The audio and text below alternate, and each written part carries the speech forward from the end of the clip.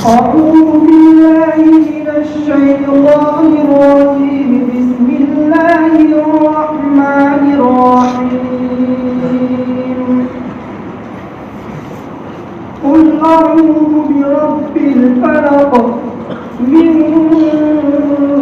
شر ما خلق ومن شر غاسق إذا وقب ومن شر النفاثات في العقد ومن شر حاسد إذا حسد. بسم الله الرحمن الرحيم. قل أعوذ برب الناس ملك الناس إله الناس من شر الوسواس الخناس الذي يوسوس في صدور الناس من الجنة والناس. صدق الله العظيم.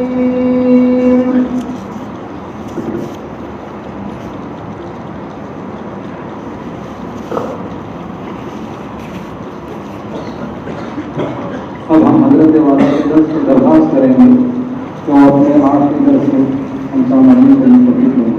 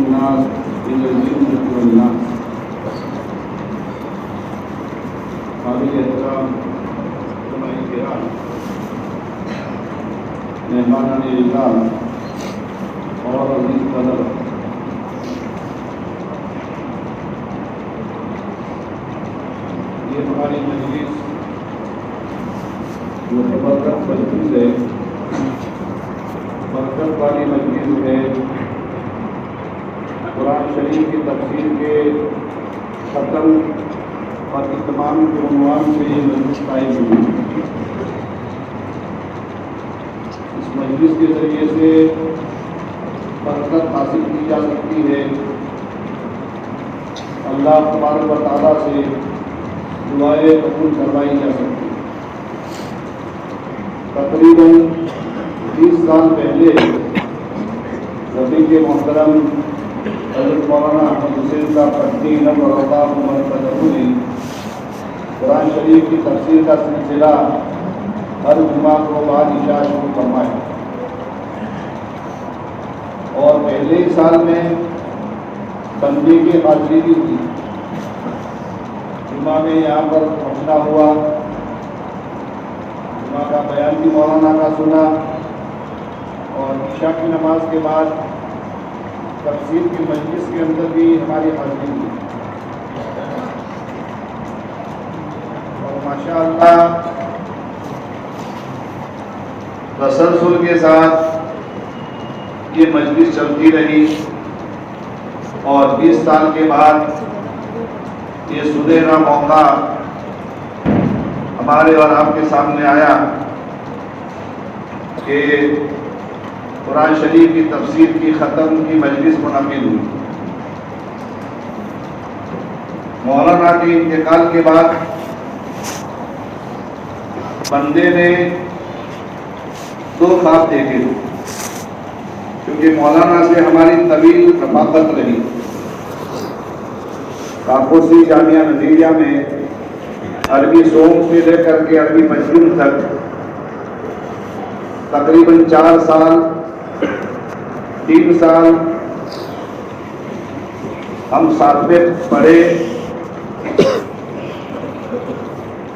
ہدایہ اولین پڑھنے کے بعد 2 سال کے لیے شیخ کے مدرسے میں حضرت شیخ زکریا نور اللہ مرقدہ کے مدرسے میں مظاہر العلوم میں ہمارا داخلہ ہوا۔ امتحان میں بھی ہم 2 ہی آدمی، حضرت مولانا عاقل صاحب دعوت برکاتہ نے ہمارا امتحان لیا، کتب خانے میں بیٹھ کر کے امتحان لیا، ہدایہ کی عبارت پڑھوائی، ترجمہ ہم سے نہیں کروایا، اور یہ فرمایا کہ اس میں اعتراض کیا ہے اور جواب کیا ہے۔ ایک ساتھی نے اس میں جو اشکال اور اعتراض تھا وہ بیان کیا، دوسرے ساتھی نے اس کا جواب دیا، حضرت نے لکھ دیا کہ مطلوبہ درجہ دے دیا۔ تو 2 سال مظاہر العلوم سہارنپور میں بھی ہماری رفاقت رہی، اور اس کے بعد فارغ ہو کر رمضان سے پہلے ہی ہم آئے، اور رمضان کے 17ویں رمضان میں یا 18ویں رمضان میں گجرات کے بزرگوں کا اور علاقے پالنپور کے بزرگوں کا جو قافلہ نظام الدین پہنچا کرتا تھا، تو ہماری دونوں کی تشکیل کر کے سال کے لیے الحمدللہ ہماری رفاقت رہی، اور سال کے لیے ہم دونوں ساتھ میں گئے، اور واپسی بھی ہماری ساتھ میں ہوئی۔ 5 سال تو تقریباً ہماری رفاقت مکمل رہی پڑھنے کے دوران تعلیم، اور اس کے بعد 45 سال تک ہمارا تعلق بہت زیادہ گہرا رہا، آنا جانا رہا، ایک دوسرے سے مشورہ لینا دینا رہا، اور خوشی اور غمی میں ہماری شرکت۔ مولانا کے انتقال کے بعد میں نے 2 خواب دیکھے، اور خواب اس لیے میں بیان کرتا ہوں کہ قرآن شریف کے اندر اللہ تبارک و تعالیٰ نے جس کا تذکرہ فرمایا ہے، الا ان اولیاء اللہ لا خوف علیہم ولا هم يحزنون الذین آمنوا وكانوا يتقون لهم البشرى في الحیاة الدنیا وفی الآخرہ۔ اللہ والوں کے اوپر نہ کوئی غم ہوتا ہے اور نہ کوئی حزن ہوتا ہے، آئندہ کا ڈر بھی نہیں ہوتا، اور پچھلی زندگی کا کوئی حزن اور ملال بھی نہیں ہوتا، اور اللہ کے فیصلے پر ہمیشہ خوش و خرم رہتے ہیں۔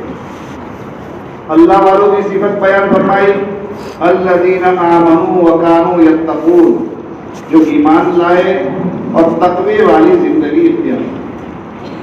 تقوی والی زندگی کا اختیار کرنا میرے دوستوں بہت بڑی بات ہے، اس میں سارے فرائض بھی آ گئے، سارے واجبات بھی آ گئے، سنن بھی آ گئی، تمام محارم سے بچنا بھی آ گیا، اور تقوی کے درجات بھی۔ تقوی کے درجات. ان اولیاء اللہ کے لیے اللہ تبارک و تعالیٰ نے فرمایا لَهُمُ الْبُشْرَىٰ فِي الْحَيَاةِ الدُّنْيَا وَفِي الْآخِرَةِ. ان اللہ والوں کے لیے، دین کا کام کرنے والوں کے لیے، جن کا تعلق اللہ تبارک و تعالیٰ سے گہرا ہو گیا، اللہ کی مرضیات پر جنہوں نے زندگی گزاری، ان کا جینا بھی اللہ کے لیے تھا اور ان کا مرنا بھی اللہ کے لیے تھا. اللہ تعالیٰ فرماتے ہیں لَهُمُ الْبُشْرَىٰ فِي الْحَيَاةِ الدُّنْيَا وَفِي الْآخِرَةِ. ان کے لیے دنیا میں بھی بشارت ہے اور آخرت میں بھی بشارت. آخرت میں بشارت کیا ہے؟ اللہ تعالیٰ جنت عطا فرمائیں گے، جنت کی نعمتوں سے نوازیں گے. اور دنیا میں بشارت کیا ہے؟ تفسیروں میں آتا ہے کہ دنیا میں بشارت کی اس آیت کریمہ کی تفسیر یہ بھی ہے کہ اللہ تعالیٰ دنیا میں ان کے بارے میں لوگوں کو اچھے خواب بتائیں گے. لوگوں کے اچھے خواب آئیں گے ان کے بارے میں. مولانا کے انتقال کے بعد 2 مرتبہ میں نے خواب دیکھا اور غالباً مولانا صدیق صاحب سے بھی میں نے عرض کر دیا تھا. قریب زمانے میں ایک خواب یہ دیکھا کہ مولانا سجدے کی حالت میں، مولانا مرحوم رفیق محترم مولانا حسین احمد، مولانا احمد حسین پٹنی مظاہری نور اللہ مرقدہ سجدے کی حالت میں. دوسرا خواب میں نے یہ دیکھا چند دنوں کے بعد یا چند مہینوں کے بعد کہ اسی مسجد کے اندر طلبہ قرآن شریف پڑھ رہے ہیں، الگ الگ ٹولیاں بنی ہوئی ہے، الگ الگ جماعتیں بیٹھی ہوئی ہے اور ہم دونوں فاصلے بیٹھے ہوئے ہیں. ایک طرف تھوڑے دور فاصلے پر مولانا صدیق صاحب بھی بیٹھے ہوئے ہیں. تو یہ اچھا خواب تھا، یہ اچھی علامت ہے، اچھی علامت ہے. یعنی بچوں کے پڑھنے کا ثواب ان کی خبر میں پہنچ رہا ہے اور یہ نیک فال لیا جا سکتا ہے. اور میں سمجھتا ہوں کہ یہ ہماری یہ مجلس قرآن شریف کے متعلق یہ اسی خواب کی تعبیر، یہ اسی خواب کی تعبیر ہے. ورنہ جب مولانا نے دعوت دی مولانا صدیق صاحب نے تو میں نے یہ کہا کہ میں تواضعاً نہیں کہتا، حقیقتاً کہتا ہوں کہ اس کا لائق میں نہیں ہوں، کیونکہ میں نے تفسیر نہیں پڑھائی. کسی بڑے آدمی کو آپ بلائیے. لیکن اس کے بعد مفتی یحییٰ صاحب کا بھی فون آیا اور میرے دل نے بھی ملامت کی کہ 2 باتیں تھی، 2 نسبتیں تھی. ایک تو قرآن شریف کی نسبت ہے اور ایک ہمارے رفیق محترم دنیا میں نہیں رہے اور انہوں نے یہ سلسلہ شروع کیا تھا تو مجھے چاہیے تھا کہ یہ دعوت قبول کر لینی چاہیے. اس کے بعد مفتی یحییٰ صاحب زید مجدہ کا بھی فون آیا، وہ اسرار فون تھا تو میں نے لبیک کہا. میرے دوستو، یہ مجلس ہماری متبرک مجلس ہے، قرآن شریف کی تفسیر کے متعلق ہے اور اس میں 2 صورتیں جو ہے اس کی تفسیر انشاءاللہ مختصراً کر دی جائے گی. یہ مفتی سعید احمد صاحب پالنپوری نور اللہ مرقدہ نے یہ بات لکھی ہے کہ لوح محفوظ میں جس ترتیب سے قرآن پاک ہے اسی ترتیب سے یہ قرآن ہمارے سامنے، نزول کے اعتبار سے نہیں، پڑھنے کے اعتبار سے، ترتیب کے اعتبار سے یہ قرآن شریف ہمارے سامنے جو ہے اسی ترتیب کے اعتبار سے لوح محفوظ میں بھی یہ قرآن محفوظ ہے. تو یہ بہت بڑی سعادت کی بات ہے تفسیر سننے والوں کے لیے، تفسیر کرنے والوں کے لیے. اور مولانا کے انتقال کے بعد قابل مبارکباد ہے ان کے برادر خرد مولانا صدیق صاحب پٹنی. اللہ تعالیٰ ان سے بھی استفادہ کرنے کی ہم سب کو توفیق عطا فرمائے. اللہ تبارک و تعالیٰ نے آخر میں 2 صورتیں جو بیان فرمائی ہے، ان دونوں صورتوں کو معوذتین کہا جاتا ہے. معوذتین کے معنی آتا ہے پناہ میں دینے والی صورتیں.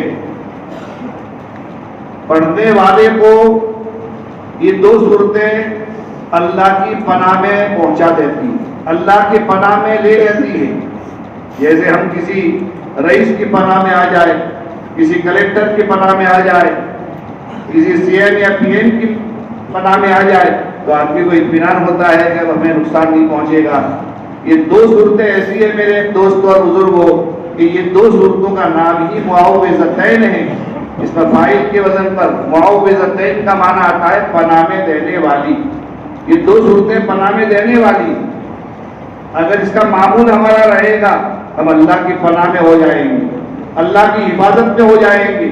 اللہ تبارک تعالیٰ ہم کو اپنی پناہ میں رکھیں گے, اللہ ہمیں اپنی حفاظت میں رکھیں گے.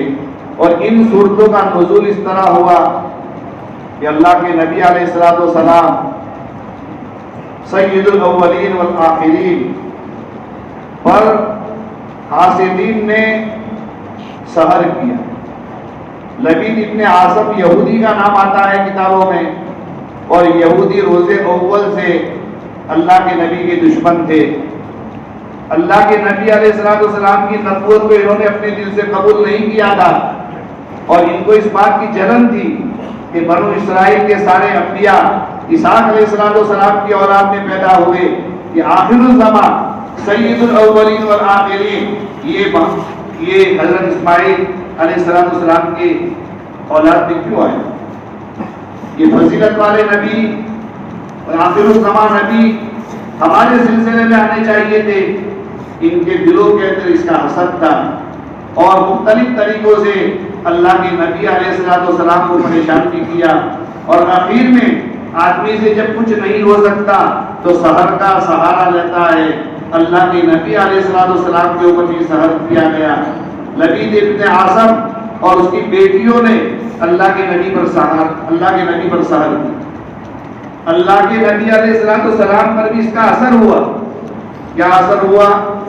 اس لیے کہ آپ علیہ الصلوۃ والسلام کامل البشر تھے. بشری تقاضوں کے اعتبار سے آپ کو بخار بھی آتا تھا, آپ کو تکلیف بھی ہوتی تھی, آپ کا سر بھی دکھتا تھا. یہ بشری تقاضے ہیں.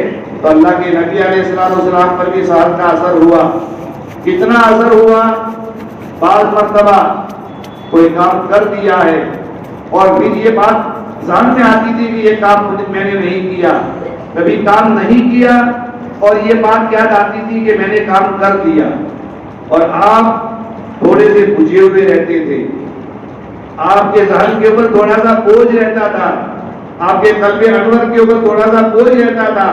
یہ نبوت کے خلاف نہیں ہے, یہ رسالت کے خلاف نہیں ہے, لیکن پیغام رسانی میں, اللہ کے پیغام کو پہنچانے میں اور حق رسالت کو ادا کرنے میں کوئی اثر نہیں ہوا سحر کی وجہ سے.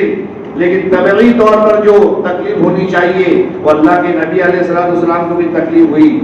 اللہ کے نبی علیہ الصلوۃ والسلام نے اللہ کی طرف توجہ فرمائی کہ یہ پریشانی جو ہے اور یہ الجھن ہے, تھوڑی سی طبیعت پر بوجھ جو رہتا ہے اور یہ کاموں میں تھوڑا دنیاوی کاموں میں تھوڑا سا خلل ہو جاتا ہے, اے اللہ تعالیٰ, اے مالک الملک, اس پریشانی سے مجھے دور فرما دیجیے, نکال دیجیے. اللہ تبارک تعالیٰ نے جبرائیل امین کو بھیجا اور یہ دو صورتیں دے کر کے بھیجا اور کہا قل, آپ کہیے, آپ پڑھیے.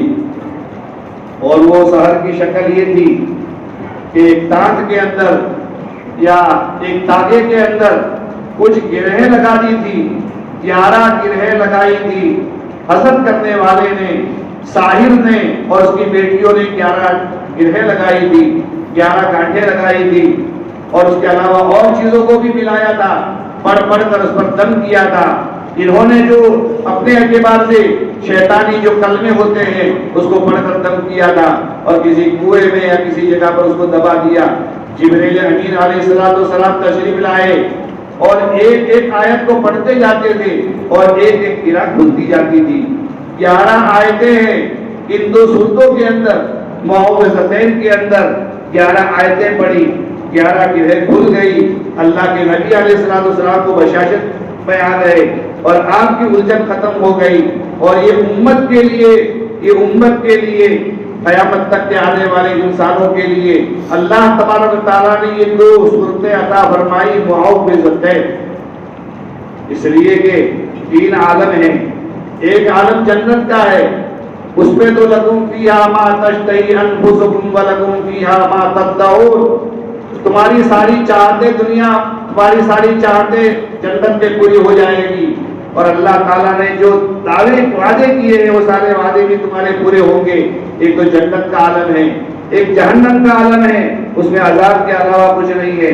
لیکن دنیا کا ایک ایسا عالم ہے کہ جس میں آدمی کو خوشگوار حالات بھی پیش آتے ہیں, ناگوار حالات بھی پیش آتے ہیں. کبھی فقر و فاقے سے آدمی گزرتا ہے, کبھی مالداری اور تمندری سے آدمی گزرتا ہے, کبھی اپنی طبیعت کے موافق حالات پیش آتے ہیں, کبھی مخالف حالات پیش آتے ہیں, کبھی بیماری سیماری ہوتی ہے, کبھی تندرستی آتی ہے, کبھی ٹینشن میں آدمی آ جاتا ہے, کبھی اس کا موڈ آف ہو جاتا ہے, کبھی بشاشت میں ہوتا ہے.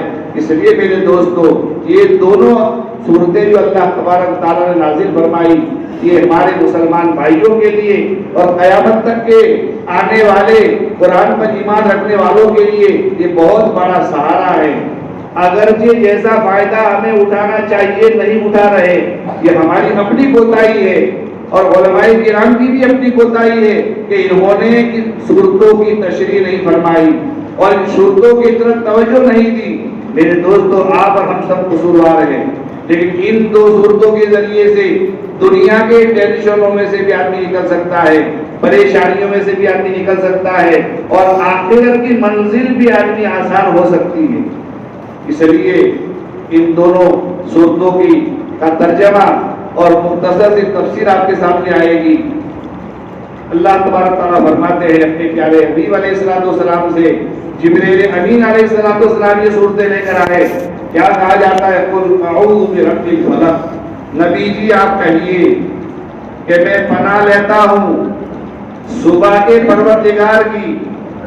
فلک کے معنی پھاڑنے کے آتے ہیں, رات کی تاریکی کو پھاڑ کر صبح کی روشنی نمودار کرنے والا پروردگار, اس کی پناہ میں لیتا ہوں.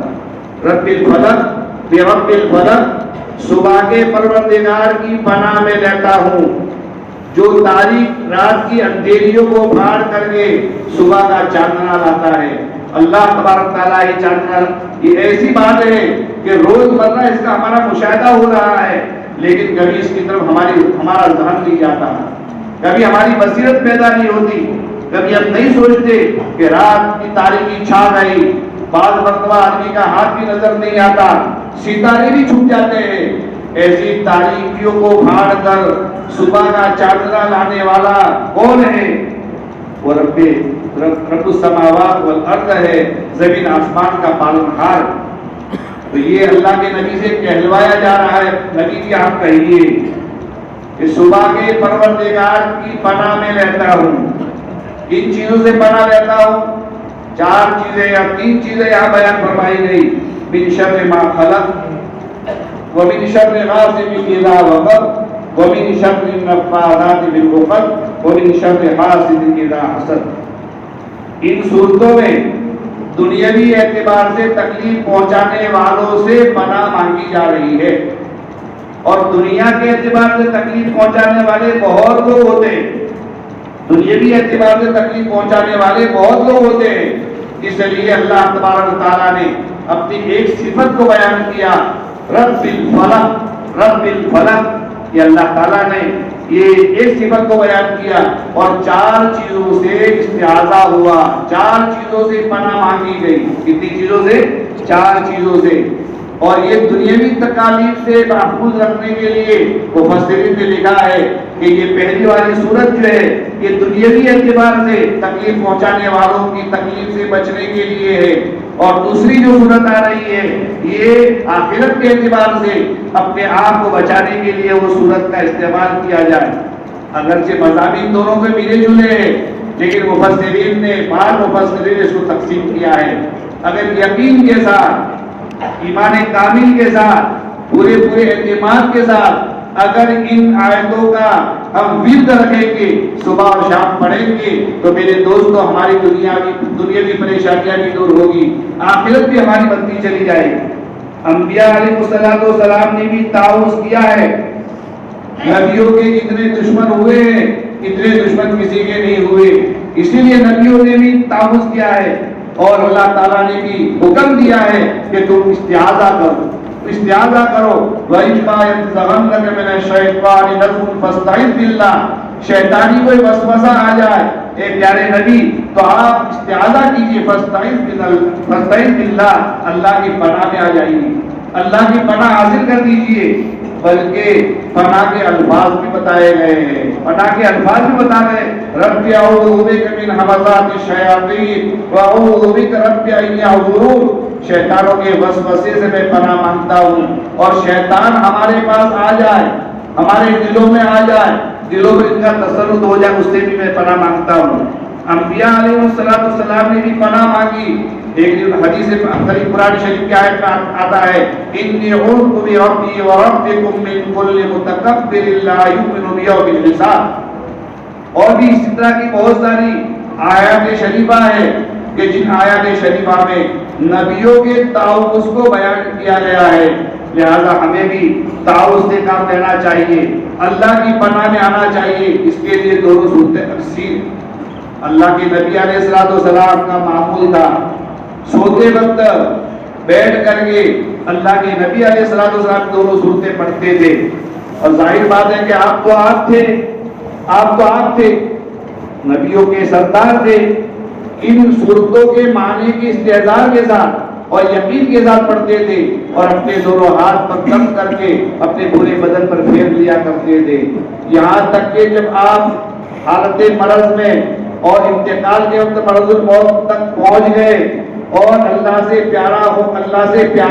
پیارے ہونے کے قریب پہنچ گئے، اور آپ کے اندر پڑھنے کی سکت نہیں رہی، زبان چل نہیں سکتی تھی، آپ کے ہاتھ میں حرکت نہیں ہوتی تھی، تو ماں عائشہ رضی اللہ تعالی عنہ نے سوچا اللہ کے نبی کا ہمیشہ کا یہ معمول رہا ہے، لہذا میں پڑھ کر اللہ کے نبی علیہ السلام کے ہاتھوں پر میں دم کروں گی، میرے ہاتھوں پر اگر میں دم کروں اور اللہ کے نبی کے بدن اطہر پر میں پھیروں، وہ برکت حاصل نہیں ہوگی جو برکت اللہ کے نبی علیہ السلام کے ہاتھوں میں ہے۔ حضرت عائشہ رضی اللہ تعالی عنہا نے دونوں صورتیں پڑھ کر کے اللہ کے نبی کے ہاتھ پر دم کیا، اور آپ کے دونوں دستے مبارک آپ کے بدن کے اوپر پھیرے۔ یہ اللہ کے نبی کا معمول تھا۔ سونے کے وقت ہمیں پڑھنی چاہیے، اور اٹھنے کے وقت بھی بعض روایتوں میں آتا ہے کہ ان دونوں صورتوں کو پڑھنا چاہیے، اور حدیثوں میں یہ بھی آتا ہے کہ اللہ کے نبی علیہ السلام ان دونوں صورتوں کو نماز کے بعد بھی پڑھا کرتے تھے، آیت الکرسی بھی پڑھا کرتے تھے، سورہ فاتحہ بھی پڑھا کرتے تھے۔ یہ میرے دوستو یہ ہمارے لیے وظیفہ ہے، وظیفوں کے لیے ہمیں ادھر ادھر جانے کی ضرورت نہیں ہے، سارے وظیفے ہمارے قرآن شریف کے اندر موجود ہیں، جو وظیفے اللہ کے نبی نے کیے، جو وظیفے سید المرسلین نے کیے، کیا میرے دوستوں وظیفے ہمارے لیے کافی نہیں ہے؟ آپ کی مصنون دعائیں، آپ کی مصنون دعاؤں میں بھی تاثیر ہے، آپ کی مصنون دعائیں، روزمرہ کی جو دعائیں ہیں، کھانے کی دعا، پینے کی دعا، استنجا کی دعا، میرے دوست ہم سب جانتے ہیں، لیکن ہم دعائیں نہیں جانتے، ہمارے گھروں میں دعاؤں کا تذکرہ نہیں ہے۔ ہم لوگ راجستھان پہ جاتے ہیں، وہاں مکاتب چلتے ہیں، تو مکاتب میں پڑھنے والے بچوں کو 80 دعائیں، 100 دعائیں۔ ایک جلسے میں ہم گئے تو وہاں کے مدرس نے بتایا کہ مولانا کی ہمارے بچے کو 158 دعائیں یاد ہیں، ساری دعائیں اللہ کے نبی کی منقول ہیں، معصور دعائیں ہیں۔ آج دعاؤں کو ہم نے بھلا دیا، ادھر ادھر کے چکر میں پڑ گئے۔ میرے دوستو، اللہ کے نبی علیہ السلام نے جو دعائیں مانگی زندگی بھر اور امت کو جو دعائیں دی، میرے دوستو ان دعاؤں میں کیا ہمارے لیے حفاظت کا سامان نہیں ہے؟ کیا ان دعاؤں میں ہمارے لیے امن اور امان نہیں ہے؟ میرے دوستو چاہیے کہ یہ دونوں صورتیں ہم اپنی زندگی کا وظیفہ بنا دیں۔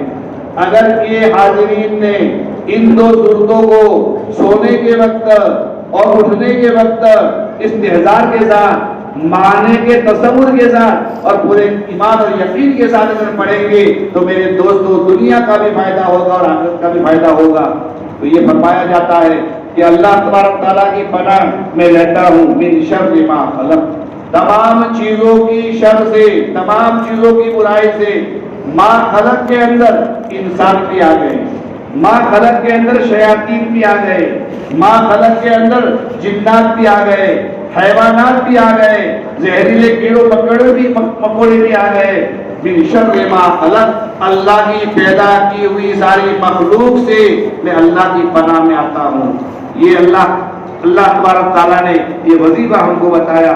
اس کے بعد میں پھر فرمایا من شر غاسق اذا وقب، اور تاریک رات کی برائی سے، جب رات کا اندھیرا چھا جائے، جب رات تاریک ہو جاتی ہے، اندھیرا چھا جاتا ہے، تو میرے دوستو اس وقت سحر کرنے والے اور دورے دھاگے کرنے والے، ٹونے ٹٹکے کرنے والے میدان میں آ جاتے ہیں، زہریلے جانور میدان میں آ جاتے ہیں۔ میرے دوستو رات کے اندھیرے میں برائیاں پھیل جاتی ہے، برائیاں بڑھ جاتی ہے، تو یہ تعوذ کیا جا رہا ہے، پناہ مانگی جا رہی ہے من شر غاسق اذا وقب، اور تاریک اندھیریوں سے جب وہ اندھیریے چھا جائے۔ حضرت مولانا شیخ الاسلام مولانا محمد تقی عثمانی دامت برکاتہم فرماتے ہیں صرف دنیا کی اندھیریاں اس میں داخل نہیں ہے، ارے کفر کی بھی اندھیری ہے، شرک کی بھی اندھیری ہے، محارم کی بھی اندھیری ہے، گناہوں کی بھی اندھیریاں ہے، حرام مال کی بھی اندھیری ہے۔ یہ ساری اندھیریوں سے پناہ اس جملے میں آ جاتا ہے من شر غاسق اذا وقب، من شر غاسق اذا وقب، کہ تاریک رات کے اندھیری سے میں اللہ کی پناہ میں آتا ہوں جب وہ اندھیری چھا جائے۔ ومن شر النفاثات فی العقد، اور اس جماعت کے شر سے، اس جماعت کی برائی سے جو گروہ میں وہ پڑھ کر کے دم کرنے والے، اس لیے کہ جو سحر کیا جاتا ہے اور جادو کیا جاتا ہے اس کے اندر پڑھا جاتا ہے، اس کے اندر پڑھا جاتا ہے، اور کفریات کلمات پڑھے جاتے ہیں، شیاطین کے منتر پڑھے جاتے ہیں، تو اللہ کے نبی علیہ السلام پر بھی جو سحر ہوا وہ گروہ میں پڑھ کر کے، گروہوں میں پڑھ کر کے وہ گاڑھیں لگائی گئی تھی، اور میرے دوستو اس سے بھی پناہ مانگی جا رہی ہے کہ جو لوگوں کا منتر ہوتا ہے، لوگوں کا جنتر ہوتا ہے، پڑھ کر شرکیات کو پڑھتے ہیں، منتر کو پڑھتے ہیں، شیطانی کلمات کو پڑھتے ہیں، میرے دوستو اس سے بھی پناہ مانگی جا رہی ہے کہ جو گروہ کے اندر جو پڑھ کر کے یہ منتر کرنے والے ہیں، اس سے بھی پناہ مانگی جا رہی ہے۔ ومن شر حاسد اذا حسد، یہ بھی بہت بڑا المیہ ہے میرے دوستو۔ کوئی آدمی ایسا نہیں گزرتا کہ جس کے اوپر حسد نہ ہوتا ہو۔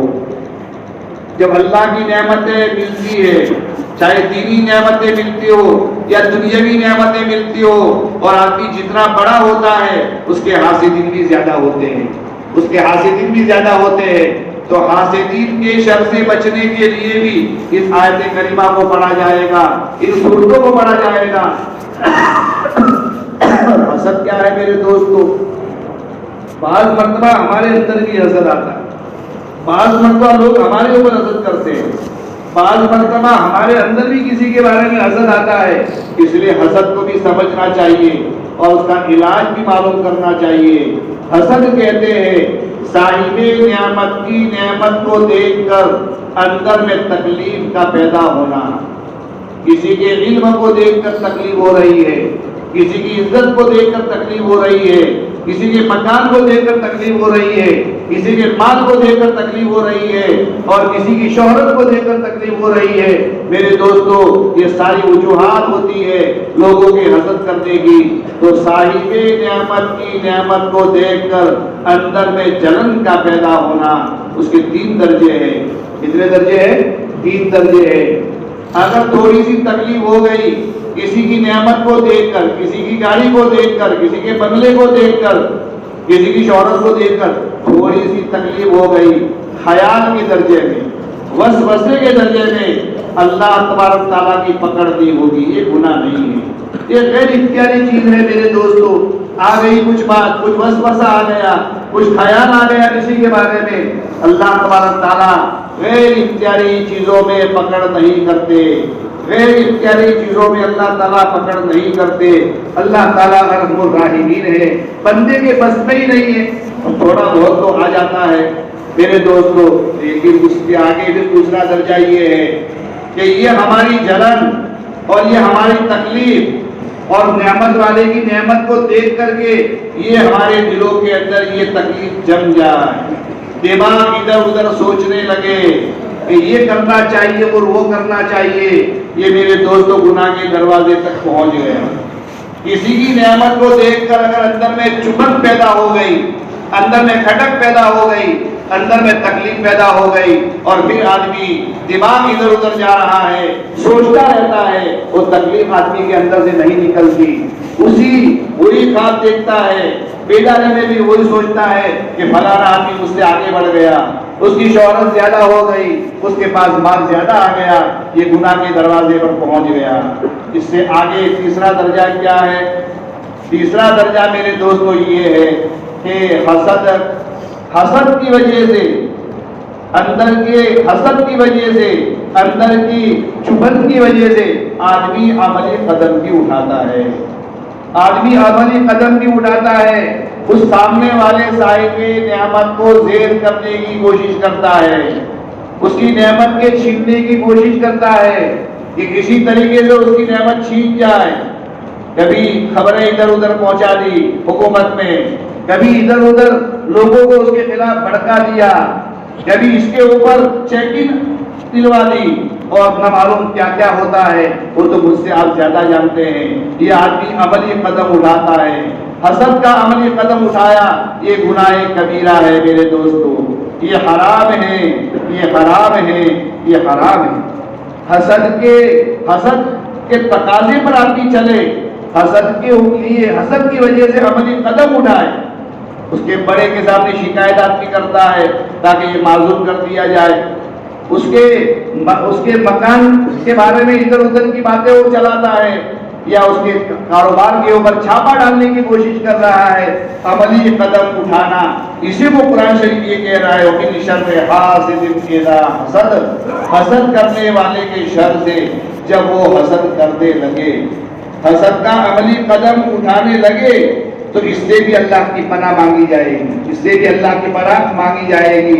اب حسد کے بارے میں دو باتیں بیان کرنی ہیں۔ ایک بات تو یہ ہے کہ اگر ہمارے دل میں کسی کا حسد پیدا ہو جائے، ہم بھی بشر ہیں، ہوتا ہے دوستو، یہ بیماری آتی ہے، اور بیماری یہ اللہ کی طرف سے ڈالی جاتی ہے آدمی کے امتحان کے لیے، آزمائش کے لیے۔ اگر ہمارے اندر یہ ساری بیماریاں نہ ہوتی، ہمارا امتحان کیا ہوتا؟ فرشتوں کا کوئی امتحان نہیں ہے، فرشتوں کا کوئی امتحان نہیں ہے، وہ تو یفعلون ما یؤمرون، اللہ کا جو حکم ہے اس کے مطابق کرنے میں وہ مجبور ہے، وہ معذور ہے، وہ اللہ کی نافرمانی کر ہی نہیں سکتے۔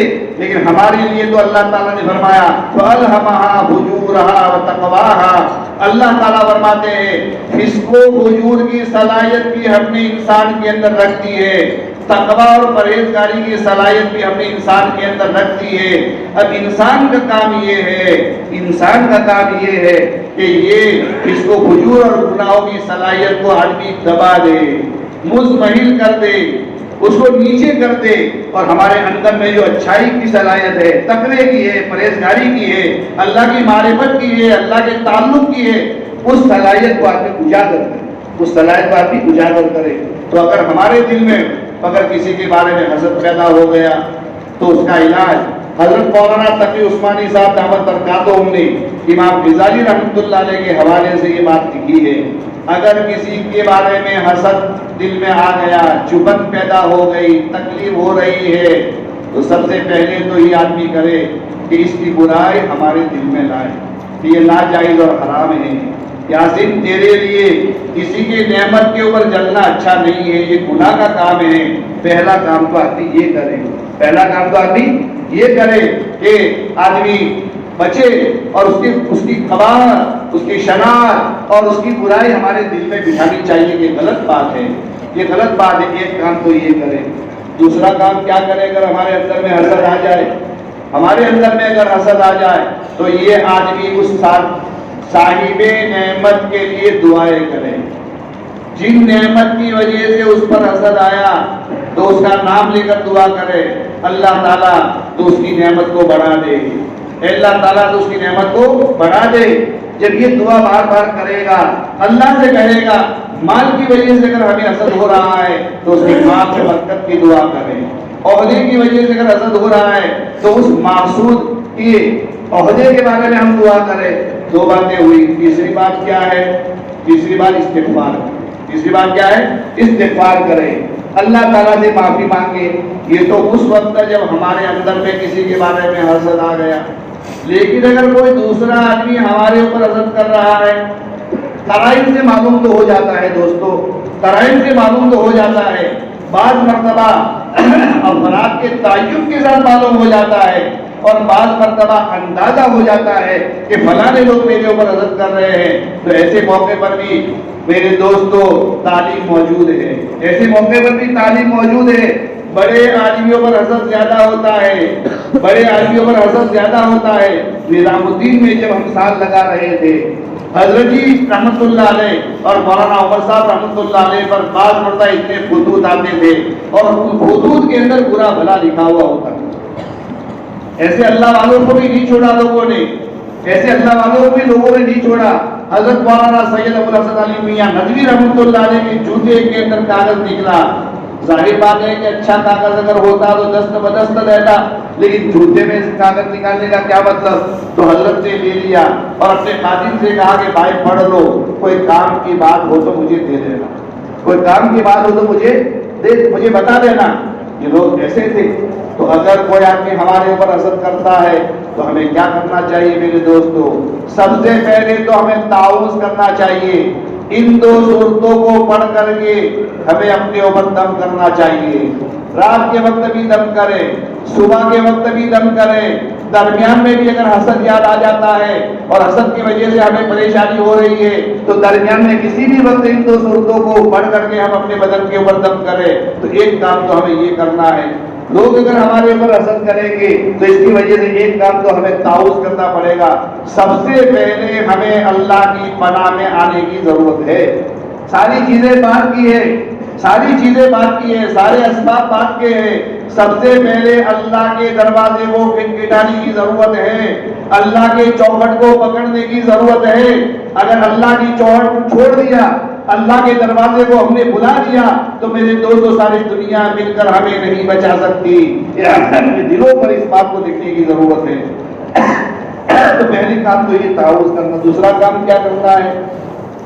دوسرا کام میرے دوستوں یہ کرنا ہے کہ جو ہمارے اوپر حسد کر رہا ہے، ہمارے اوپر جل رہا ہے، ہمارے خلاف اسکیمیں کر رہا ہے، ہمیں بدلہ نہیں لینا۔ دوسرا کام یہ ہے کہ ہمیں بدلہ نہیں لینا، ہم تو اللہ کے لیے معاف کر دیں گے، اس کو معاف کر دیں گے۔ ہم یہ نہیں چاہیں گے کہ وہ پریشانی میں آ جائے، اس کا کاروبار اجڑ جائے، اس کو فالج کا اثر پڑ جائے۔ نہیں میرے دوستو، اللہ والے تو معاف کرتے ہیں، درگزر کرتے ہیں۔ وَإِن تَعْفُوا فَهُوَ خَيْرٌ لَكُمْ، اگر تم معاف کر دو تمہارے لیے بہتر ہے۔ صبر کریں گے اور معاف کریں گے۔ ان اللہ مع الصابرین، اللہ تعالیٰ صبر کرنے والوں کے ساتھ ہے۔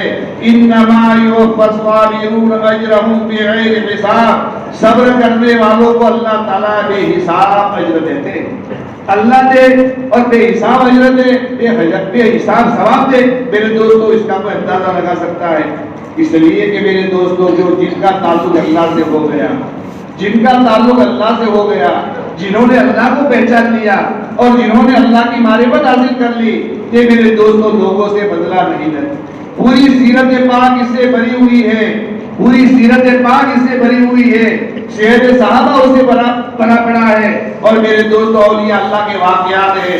علامہ قشیری رحمۃ اللہ علیہ بہت بڑے بزرگ گزرے ہیں، ان کا یہ مقولہ ہے ان الولی لا یکون منتقما والمنتقم لا یکون ولیا، اللہ کا ولی بدلہ کی بھاونا نہیں رکھتا، اللہ کا ولی بدلہ نہیں لیتا، اور بدلہ لینے والا اللہ کا ولی نہیں ہوتا۔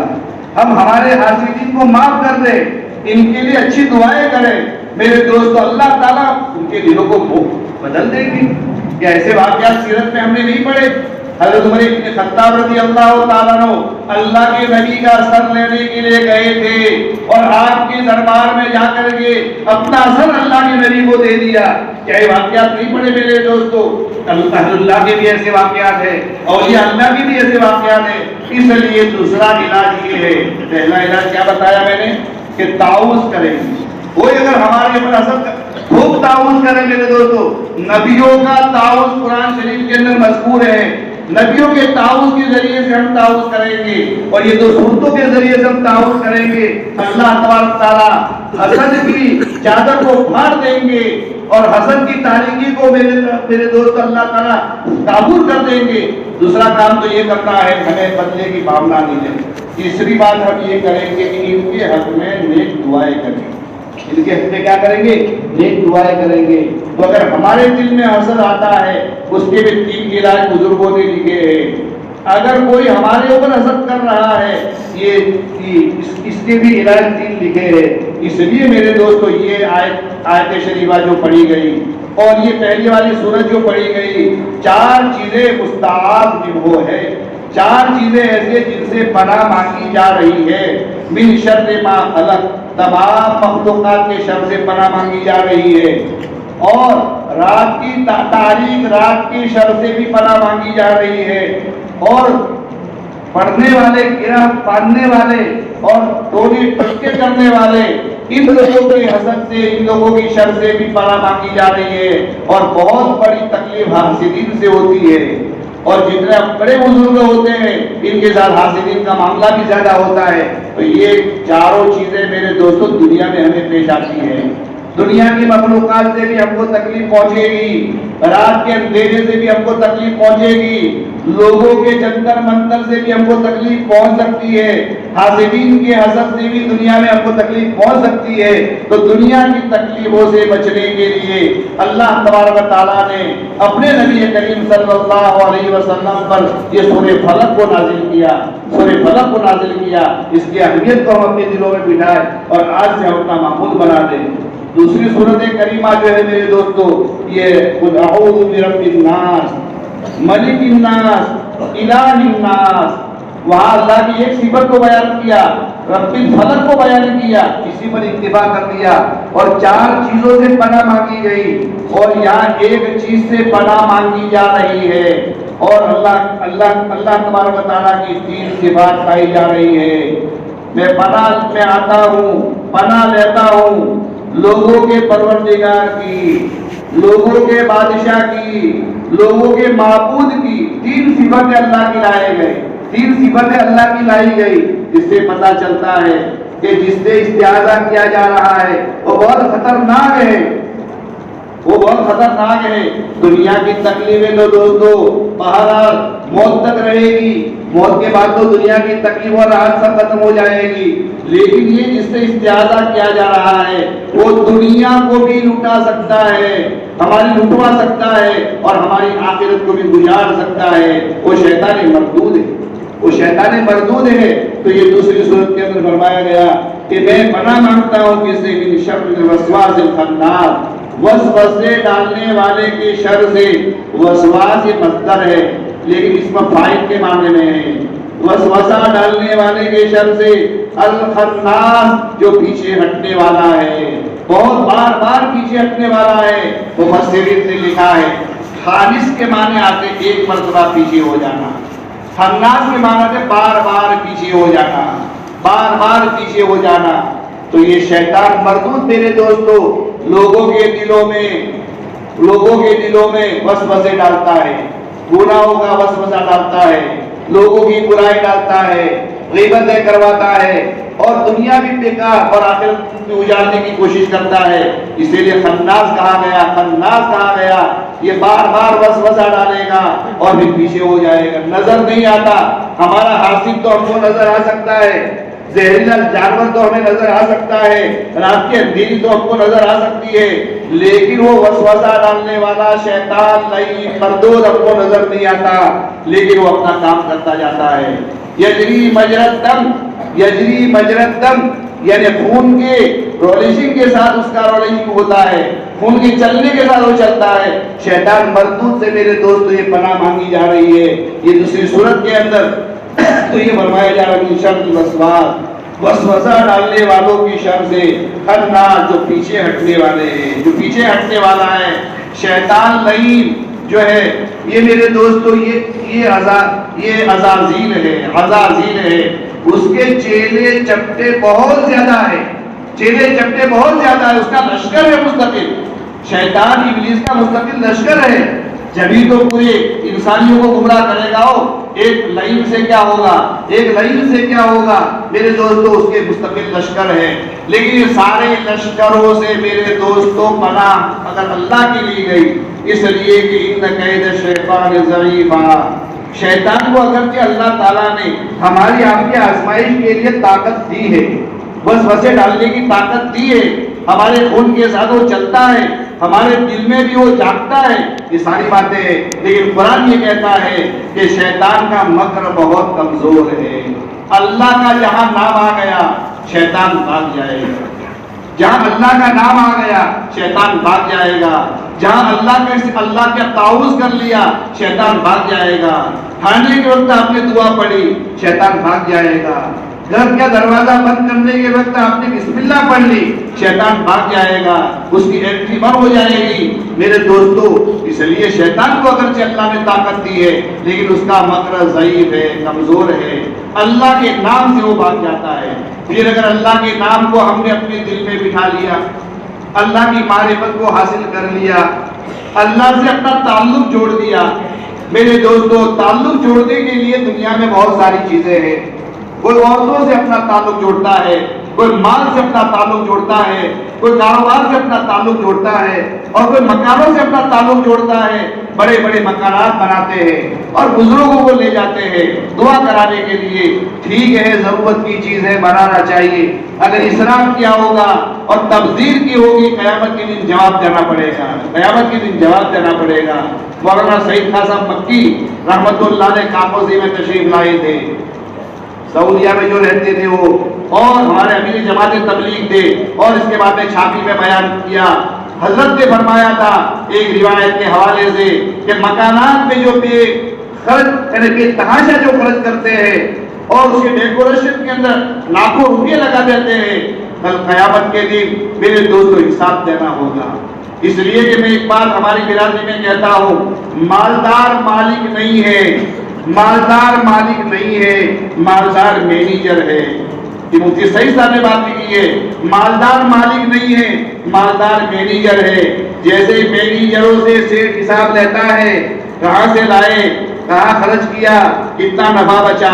میرے دوستوں مالک اللہ تعالیٰ ہے. ہم کو تو برتنے کے لیے دنیا دی ہے, برتنے کے لیے مال دیا ہے, برتنے کے لیے کاروبار دیا ہے کہ ہم اپنے بندوں کو دیکھیں گے اور دیکھیں گے کہ ہمارے بندے ہماری مرضیات پر لگاتے ہیں کہ نہیں. مولانا سعید خان صاحب مکی رحمۃ اللہ فرمایا بلا ضرورت جب آدمی 10-15 فٹ سے آگے اوپر مکان بناتا ہے تو فرشتہ کہتا ہے یا فاسق, اے فاسق تو اپنے مکان کو کہاں تک لے جائے گا, اللہ کو کیا جواب دے گا, تو فضولیات کے اندر اپنا مکان بنا رہا ہے. بعض لوگ ہمارے علاقے میں بھی ایسے ہیں, لاکھوں کا بنگلہ بنا دیا اور رہنے کے لیے ان کے بعد فرصت نہیں ہے. رہنے کے بعد ان کے بعد سال میں 2 سال میں 3 سال میں چند دن کے لیے آتے ہیں. میرے دوست یہ فضولیات ہیں. اگر ہمارا بجٹ اگر 1 کروڑ کا ہے, 25 لاکھ میں ہم اپنا مکان بنا سکتے ہیں, 30 لاکھ میں اپنا مکان بنا سکتے ہیں, 5 لاکھ کے اندر میرے دوستوں 10 آدمیوں کا مکان ہم بنا سکتے ہیں. یہ اللہ کے نبی کی تعلیم ہے میرے دوستوں.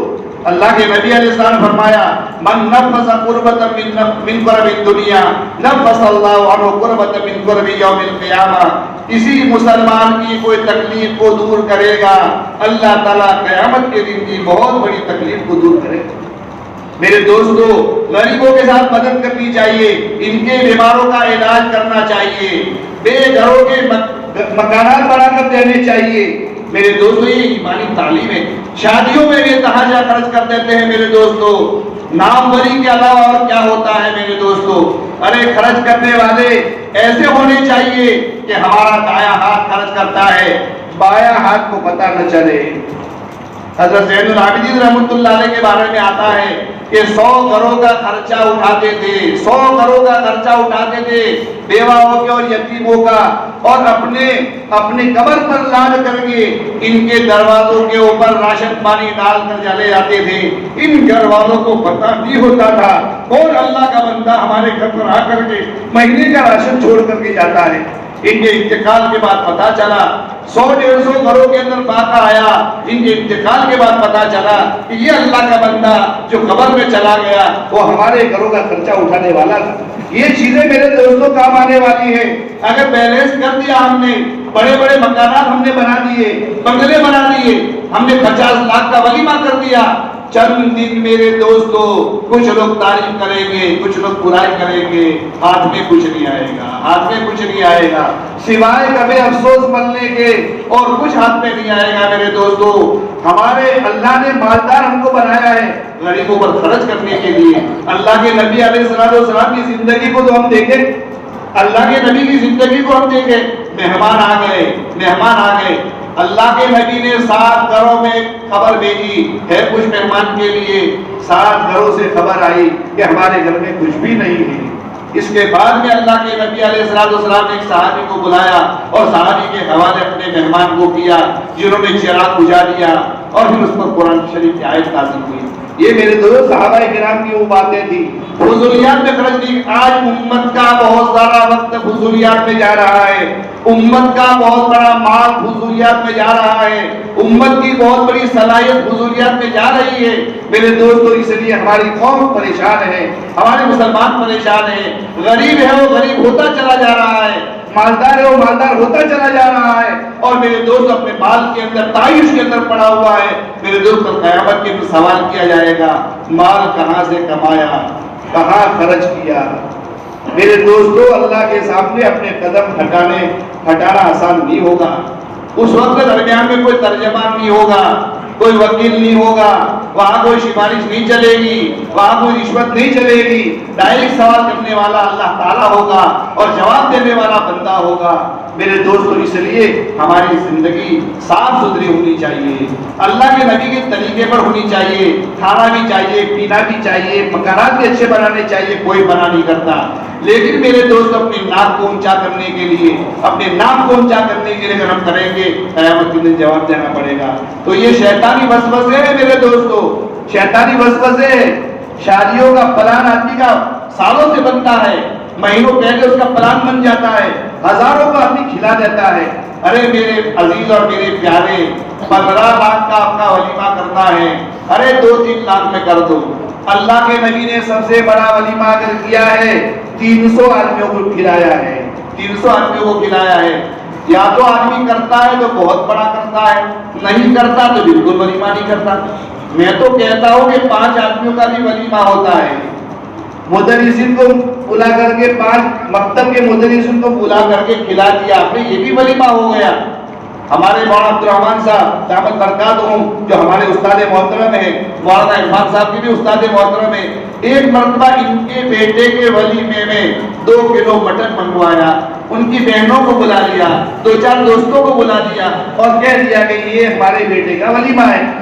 کیا میرے دوستو 1 کروڑ روپے خرچ کرنے والے کو جو ثواب ملے گا، کیا یہ 2 کلو مٹن کے اوپر ولیمہ کرنے والے کو ثواب نہیں ملے گا؟ وہاں تو پکڑ کا خطرہ ہے، وہاں پکڑ کا خطرہ ہے، اور یہ سنت کا احیاء ہے. میرے دوستو اسی لیے شیطان مردود ہماری دنیا بھی بگاڑتا ہے، ہماری آخرت بھی بگاڑتا ہے. اسی لیے فرمایا گیا رب الناس، لوگوں کو پروردگار کی پناہ میں لوگ آؤ، لوگوں کے بادشاہ کی پناہ میں آؤ، لوگوں کے معبود کی پناہ میں آؤ. کس سے؟ من شر الوسواس الخناس، اس وسوسہ ڈالنے والے سے کہ جو وسوسہ ڈال کر پیچھے چلا جاتا ہے. الذی یوسوس فی صدور الناس، وہ جو لوگوں کے دلوں میں وسوسہ ڈالتا ہے. من الجنۃ والناس، جناتوں میں سے بھی ابلیس اور شیاطین ہیں، اور بعض لوگ بھی ویسے ہوتے ہیں، بعض لوگ بھی شیطان کے آلے بن جاتے ہیں. شیطان کا کام لوگ کرتے ہیں، شیطان کا کام لوگ کرتے ہیں. ایک مکالمہ تھا، مشاعرہ تھا، اس مشاعرے کے اندر ایک شاعر نے یہ کہا کہ اب تو شیطان یہ کہتا ہے میرا بیٹا میرے قد کے برابر ہو گیا، میرا بیٹا میرے قد کے برابر ہو گیا، یعنی اب انسان ہی شیطان کے برابر ہو گیا ہے، اس لیے مجھے اب زیادہ کام کرنے کی ضرورت نہیں ہے. اس لیے میرے دوستو شیطان کے مکر سے بھی ہم کو بچنا ہے اور لوگوں کے مکر سے بھی بچنا ہے. 3 باتیں اگر آدمی میں پیدا ہو جاتی ہے، یہ حدیث پاک ہے، تین چیزیں اگر آدمی میں پیدا ہو جاتی ہے وہ آدمی تباہ اور برباد ہو جاتا ہے. یہ حدیث پاک کا خلاصہ ہے. ایک آدمی میں حرص پیدا ہو جائے, لالچ پیدا ہو جائے. لالچ کی وجہ سے, ناجائز لالچ کی وجہ سے بہت سارے لوگ اندھے منہ ہو گئے. بہت ساری مالیت آدمی کی ڈوب گئی لالچ کی وجہ سے. ارے شرعی حدود کو سامنے رکھو, شرعی مسئلے کو سامنے رکھو. کسی تجربہ کار عالم سے پوچھو کہ یہ کاروبار میں کرتا ہوں صحیح ہے کہ نہیں ہے. بعض لوگ کاروبار کرتے تھے, میں نے کہا ارے بھائی آپ لوگوں نے کبھی ان کا دیکھا ہے, ان کا کاروبار دیکھا ہے, ان کا حساب کبھی چیک کیا ہے؟ بس مہینے میں 10,000 آ رہے ہیں, مہینے میں 50,000 آ رہے ہیں اور آپ خوش ہیں. لاکھوں اور کروڑوں کی مالیت میرے دوستوں ان کی ڈوبی. بمبئی کے فلیٹ بیچ کر کے حرص میں آ کر کے جنہوں نے پیسوں کا روکان کیا تھا, ایک وقت وہ آیا کہ وہ آدمی جب اڑ گیا تو لاکھوں کروڑ روپے ہماری برادری کے ڈوب گئے, اس لیے کہ شرعی حدود ہی نہیں ہے. میرے دوستو شریعت میں دیکھنا چاہیے, کم ملتا ہے برکت والا ہے, زیادہ اگر ہے اگر ناجائز اور حرام ہے یہ بے برکتی والا ہے. اولاد بھی خراب پیدا ہوگی, آدمی کی قبر بھی اجڑے گی. اس لیے میرے دوستو شیطان کے وسوسوں سے آدمی کو بچنا چاہیے.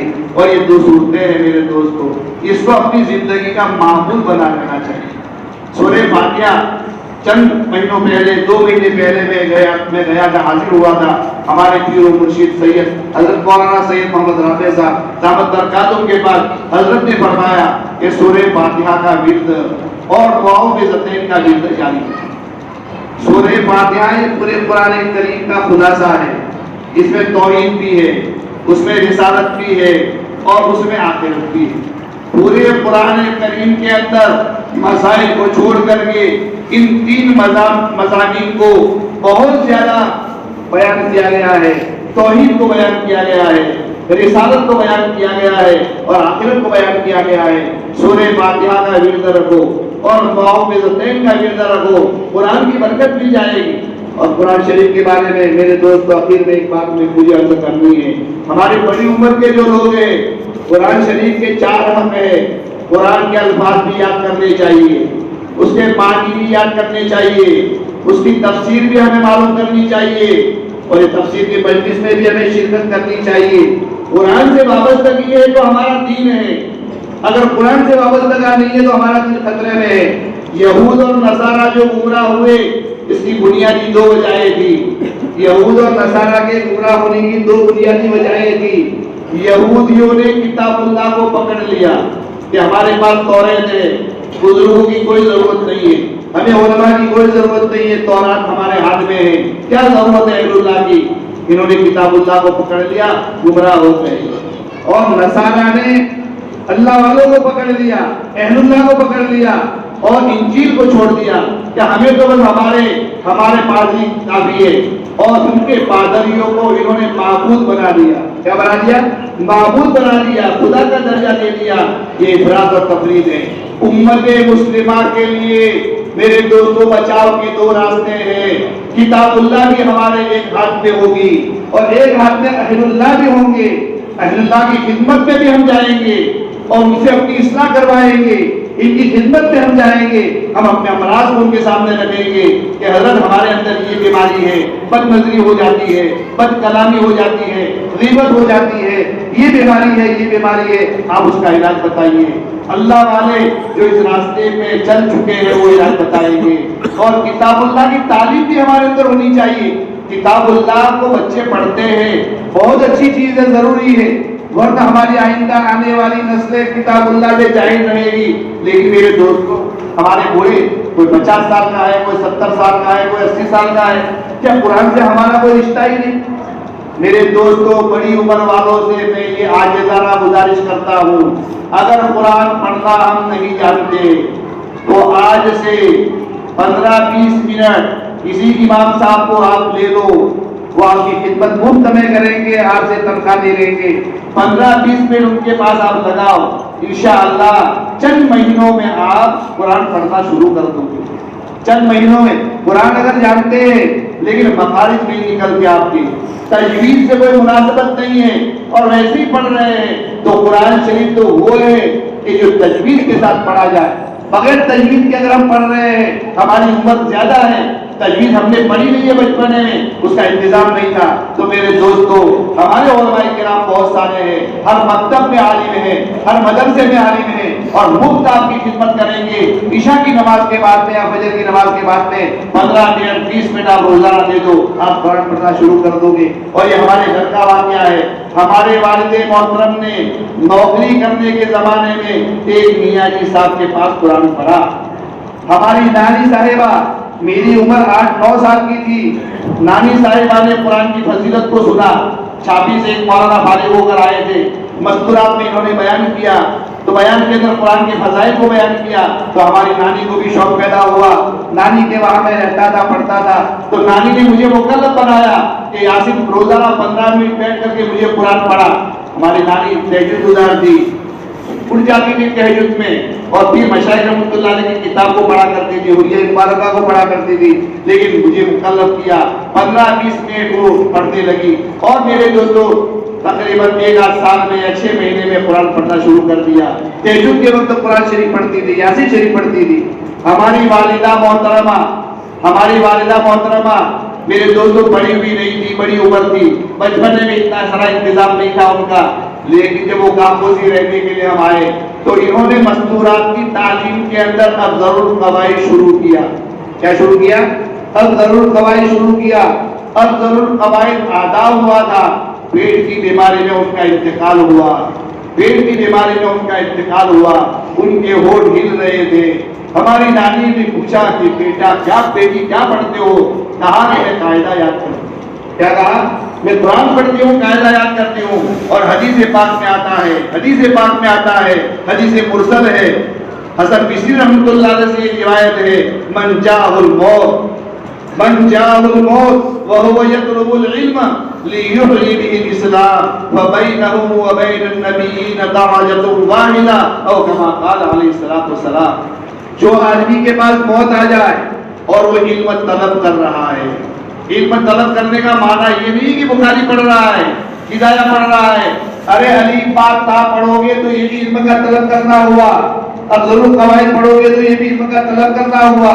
علم طلب کرتے کرتے اگر موت آ گئی تو میرے دوست اللہ کے نبی ہمارے آقا فرماتے ہیں کہ اس کے درمیان میں اور نبیوں کے درمیان میں 1 درجے نبوت کا فرق ہوگا۔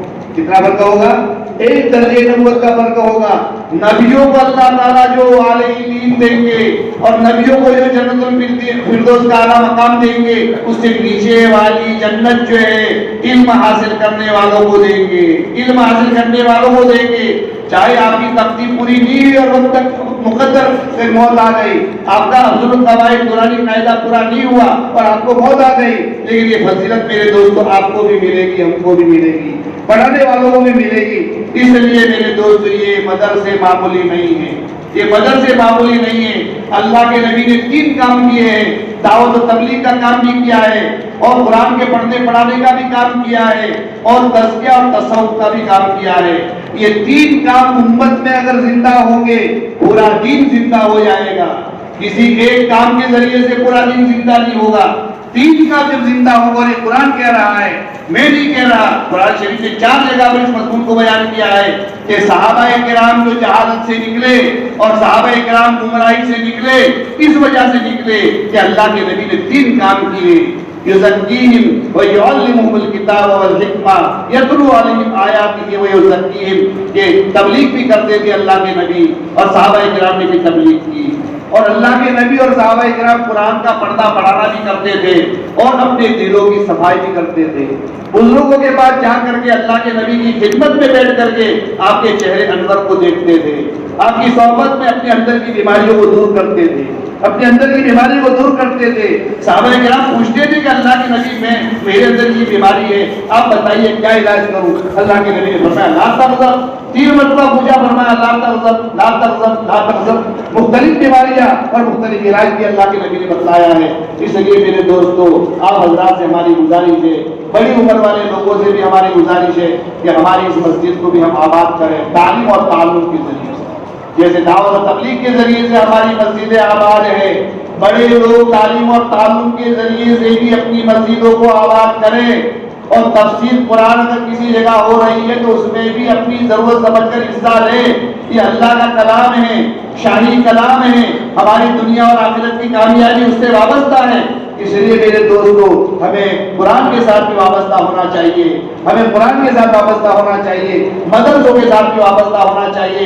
ان مدرسوں کا تعاون بھی کرنا چاہیے میرے دوستوں، مدرسوں کا تعاون کرنا چاہیے. ان کی تنگی ترشی کو بھی دیکھنا چاہیے. تنہائی میں آ کر پوچھنا چاہیے کہ مولانا کوئی تقاضا ہو تو بتاؤ. ایسے لوگ ہوتے ہیں اللہ والے میرے دوستوں، اللہ نے دیا ہے، یہ صحیح جگہ پر آپ خرچ کریں گے. آپ اور ہم میرے دوستوں کل قبر میں چلے جائیں گے، کل قبر میں چلے جائیں گے. اس وقت یہ ہماری مال و دولت کام نہیں آئے گا، یہ بنگلے کام نہیں آئیں گے. میرے دوستوں ہمارے اولاد کو ہم نے پڑھایا ہوگا، دین کا کام کیا ہوگا، بچوں کو پڑھایا ہوا، یہ کام آئے گا. ایک پوتی نے اپنی دادی کو خواب میں دیکھا، ایک پوتی نے، ہماری قریب لڑکی ہے، اس پوتی نے اپنی دادی کو خواب میں دیکھا کہ دادی، ہماری دادی چاروں طرف سے یوں، یعنی اپنے گجراتی میں کہتے ہیں نا، چن رہی ہے چاروں طرف، ادھر سے بھی چنا، ادھر سے بھی چنا، ادھر سے بھی چنا، ادھر سے بھی چنا. کیا چنا میرے دوستو؟ ان کی اولاد جو تھی وہ دین کے کام پہ لگی ہوئی تھی، پڑھنے پڑھانے میں لگی ہوئی تھی، مکتب کے اندر لگی ہوئی تھی، مدرسوں میں لگی ہوئی تھی، دین کا کام کرتے تھے. بعض مرتبہ یہ مثال، یہ عالمی مثال کے اندر خواب کے ذریعے سے یہ چیزیں بتا دی جاتی ہے. اس لیے میرے دوستوں ہمیں خود اپنے بچوں کو بھی پڑھانا ہے، ہمیں بھی پڑھنا ہے. اللہ تبارک و تعالیٰ ان باتوں پر ہمیں عمل کرنے کی توفیق نصیب فرمائے. کچھ وقت زیادہ ہی ہم نے لے لیا، اللہ تعالیٰ معاف فرمائے.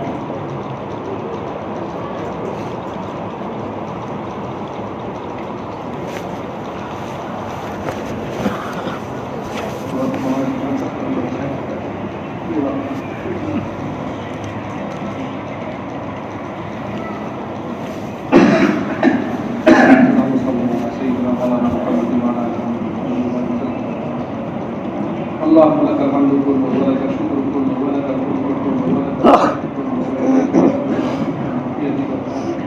انك على كل شيء قدير. ربنا آتنا في الدنيا حسنة وفي الآخرة حسنة وقنا عذاب النار. رب اغفر وارحم وتجاوز ما فعل انك انت العزيز الاكرم. اللهم انا نسألك الهدى والتقى والعفاف والغنى. اللهم انا نسألك علما نافعا وعملا متقبلا ورزقا حلالا طيبا وشفاء من كل داء. رب اغفر وارحم وتجاوز ما تعالى انك انت العزيز الاكرم. اے اللہ ہمارے گناہوں کو معاف فرما. اے اللہ یقیناً ہم گنہگار ہیں، ہم قصوروار ہیں. اے اللہ ہماری پچھلی زندگی نفرت میں گزری ہے، کوتاہی میں گزری ہے. تیری نعمتوں کو ہم نے استعمال کیا اور تیری ہی نافرمانی کی ہے. ہم نے سنت اور شریعت کو سامنے رکھ کر کے علماء کرام کی رہبری لے کر ہم نے اپنی زندگی کو نہیں گزارا. قدم قدم پر ہم نے ٹھکریں کھائی ہے. اے اللہ پچھلی زندگی کو معاف فرما. اے اللہ تو بڑا معاف کرنے والا ہے. اے اللہ تو بڑا داتا ہے. اے اللہ یقیناً ہم سے مجرم کوئی بڑا نہیں ہے، لیکن اے اللہ تجھ سے بڑا کوئی معاف کرنے والا داتا بھی تو نہیں ہے. اے اللہ ہمارے سارے گناہوں کو معاف فرما. اے اللہ حاضرین کی گناہوں کو معاف فرما. اے اللہ حاضرین کی، اے اللہ تشریف آوری کو قبول فرما. اے اللہ قرآن شریف کی برکت کو ہمیں نصیب فرما. قرآن شریف کی برکت کو ہمیں نصیب فرما. قرآن شریف کا پڑھنا تو ہمیں نصیب فرما، اس کا سمجھنا ہمیں نصیب فرما. اے اللہ اس پر عمل کرنا ہمیں نصیب فرما. اے اللہ اس کی دعوت کو قبول، اے اللہ اس کی دعوت کو لے کر اے اللہ ادھر ادھر جانا ہمارے لیے آسان فرما. اے اللہ قرآن کے ساتھ امت کو وابستہ فرما دے. اے اللہ قرآن شریف کے ساتھ امت کو وابستہ فرما دے. اے اللہ سنتوں پر چلنا ہمارے لیے آسان فرما. اے اللہ ایمان کامل نصیب فرما، یقین صادق نصیب فرما. اے اللہ خوشو خضو والی نماز کی توفیق نصیب فرما. اے اللہ نماز کے ساتھ بھی بڑی بے پرواہی کا معاملہ ہے. اے اللہ اذان کی آواز سن کر تیرے گھر کا ہم رخ کرے. اے اللہ اس کی توفیق نصیب فرما. اے اللہ نماز کے ساتھ والہانہ تعلق نصیب فرما. اے اللہ ہمارے بڑے گھنٹوں تک نماز میں وقت گزارتے تھے. اے اللہ پیارے آقا محمد مصطفیٰ صلی اللہ علیہ وسلم اے اللہ اتنے کھڑے رہتے تھے. اے اللہ ان کے پاؤں ورم کر جایا کرتے تھے. اے اللہ شغف تو ہمیں نصیب فرما. نماز کے ساتھ خصوصی تعلق تو ہمیں نصیب فرما. اے اللہ خصوصی تعلق نصیب فرما. اے اللہ اپنی معرفت نصیب فرما. اے اللہ خشیت والا علم نصیب فرما، خشیت والا علم نصیب فرما، نافع علم نصیب فرما۔ اے اللہ ذکر ہمیں نصیب فرما، ذکر قلبی بھی نصیب فرما، ذکر حالی بھی نصیب فرما، ذکر لسانی بھی ہمیں نصیب فرما۔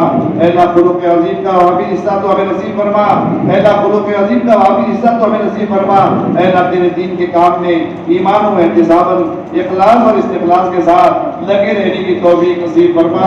اے اللہ لگے رہنے کی توفیق نصیب فرما۔ اے اللہ لائقی سے تو ہماری حفاظت فرما۔ اے اللہ ہماری ضروریات کو غیر سے پوری فرما۔ اے اللہ ہم آپ کے اے اللہ مسکین عاجز بندے ہیں، اے اللہ دنیاوی اعتبار سے بھی اے اللہ ہم محتاج ہے۔ اے اللہ آپ ہماری ضرورتوں کو پوری فرما۔ اے خالق تو ہمیں مخلوق کے سامنے محتاج نہ بنا، اے خالق مخلوق کے سامنے اے اللہ تو ہمیں محتاج نہ بنا۔ اے اللہ آپ ہمارے لیے کافی ہو جائیے، اے اللہ آپ ہمارے لیے کافی ہو جائیے۔ دینی ضرورتوں کا بھی غیر سے تقبل فرما، دنیاوی ضرورتوں کا بھی غیر سے تقبل فرما، ہماری آنے والی نسلوں کی ضرورتوں کو غیر سے تقبل فرما۔ اے اللہ حالات اے اللہ یقیناً تشویشناک ہے، لیکن اے اللہ تو بڑی قدرت والا ہے، تو بڑی قدرت والا ہے۔ اے اللہ ہم کو امت کو عنابت کی توفیق نصیب فرما، رجوع کی توفیق نصیب فرما، تیرے سامنے رونے والا بنا، تیرے سامنے رونے والا بنا۔ اے اللہ تعاوض کی توفیق نصیب فرما۔ اے اللہ تو ہمیں اپنا بنا لے تو ہمارا بن جا، اے اللہ تو ہمیں اپنا بنا لے ہمارا بن جا۔ اے اللہ خصوصی تعلق نصیب فرما۔ اے اللہ زندگی بھر کے کام کرتے رہے اور تیری ذات عالی سے ہمارا تعلق نہیں ہوا، تیری معرفت حاصل نہیں ہوئی، اخلاص حاصل نہیں ہوا، تو اے اللہ کچھ بھی نہیں ہوا، اے اللہ کچھ بھی نہیں ہوا۔ اے اللہ کہیں قیامت کے دن اے اللہ یہ ہماری خالی خدمات اے اللہ مردود نہ ہو جائے، اے اللہ اس سے تو ہماری حفاظت فرما۔ ہم تو بڑے نوازنے والے ہیں، 100 کے قاتل کو بھی آپ نے معاف کیا ہے، اے اللہ زانیہ کو بھی آپ نے معاف کیا ہے۔ اے اللہ 100 سال کا مشرک جب دعا کر کے کلمہ پڑھ لیتا ہے تو آپ اسی زندگی میں معافی کا قلم پھیر دیتے ہیں۔ اے اللہ ہم تو آپ کا نام لیتے ہیں، آپ کے گھر میں آتے ہیں، آپ کے سامنے ہاتھ اٹھاتے ہیں، آپ کے سامنے کبھی تو آنسو بھی بہاتے ہیں۔ اے اللہ جب سارے رشتے اور سارے ناطے ٹوٹ جاتے ہیں تو آپ کا دروازہ ہم کھٹکھٹاتے ہیں۔ اے اللہ اپنا دروازہ ہمارے لیے کھول دے، اے اللہ امت پر سے حالات کو دور فرما دے، اے اللہ امت پر سے حالات کو دور فرما دے اور امت کو رجوع کی توفیق نصیب فرما دے۔ اے اللہ امت کو رجوع کی توفیق نصیب فرما دے، دین کی دعوت اور تبلیغ کے کام میں ہمارا لگنے کی ہم سب کو توفیق نصیب فرما، تعلیم اور تعلم میں لگنے کی توفیق نصیب فرما۔ اے اللہ ہمارا ظاہر بھی اچھا بنا، ہمارا باطن بھی اچھا بنا، ہمارا ظاہر بھی اچھا بنا اور ہمارا باطن ظاہر سے زیادہ اچھا بنا۔ اے اللہ اندر کے حسد، کینہ، بغض، کپٹ، کبر، تکبر، استکبار اے اللہ تمام رذائل سے ہمارے قلبوں کو پاک اور صاف فرما۔ اے اللہ تیرے سامنے تو جو قلب سلیم لے کر آئے گا اسی کا کام بنے گا، نہ مال کام آئے گا، نہ اولاد کام آئے گی، قلب سلیم کام آئے گا۔